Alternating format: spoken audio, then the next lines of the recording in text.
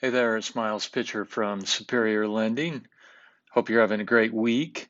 We're coming to the end of the summer here, and we're still seeing a lot of momentum, a lot of things happening in the purchase market, and um, rates are killer. They're phenomenal right now.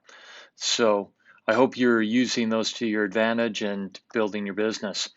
Um, so I was talking to a friend of mine who is an attorney at specializing in divorces.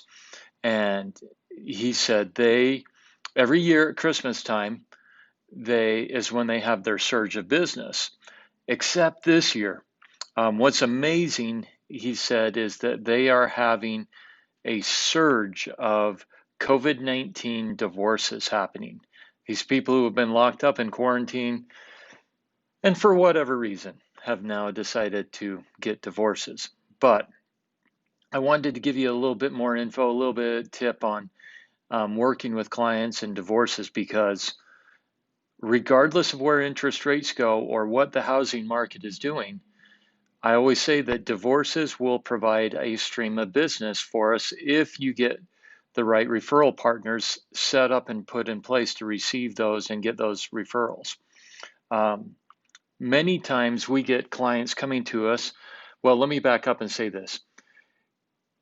An underwriter is going to want to see a finalized divorce decree. Okay.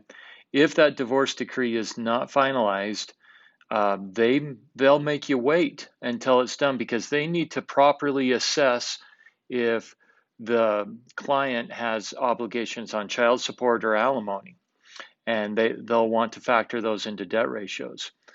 We've talked before about the tricks on how one of those, child support or alimony, is reduction of income and how you can handle that. But one of the things that's really cool is when you get a client who comes in who says, per the divorce decree, I need to do a refinance of this home and I need to pay off these debts that are mine. And if the divorce decree states in there exactly the credit cards or the debts that are to be paid off, we get to treat that as a rate and term refinance, which is really cool because whatever the divorce decree says, it is the law. It's what you follow. And otherwise, if it doesn't say those debts that are being paid off in the divorce decree, it's treated as a cash out refinance.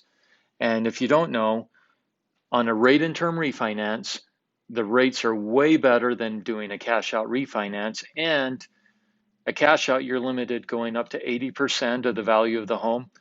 On a rate and term refi, you can go all the way up to 95%. So it's a huge advantage for clients. So as you're talking with your divorce clients, and there's some elements in that divorce decree about paying off debts, obligations, and requirements to refinance the old home, uh, be aware of this. Make sure you're dealing with a lender who knows what they're doing on that because it can be a great advantage to the client to be able to do it as a rate and term.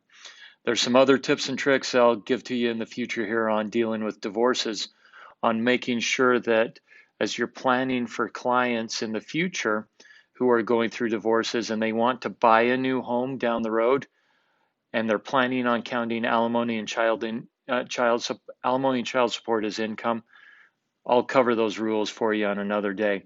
But you need to properly plan for those. And if you're working with divorce attorneys as real referral partners, they need to know and understand those rules and guidelines also, so that a client doesn't get blindsided or disappointed that they can't qualify for a home or they have to wait to be able to buy a home and have to go sign a rental contract. So have a great week. I hope you're out there killing it right now.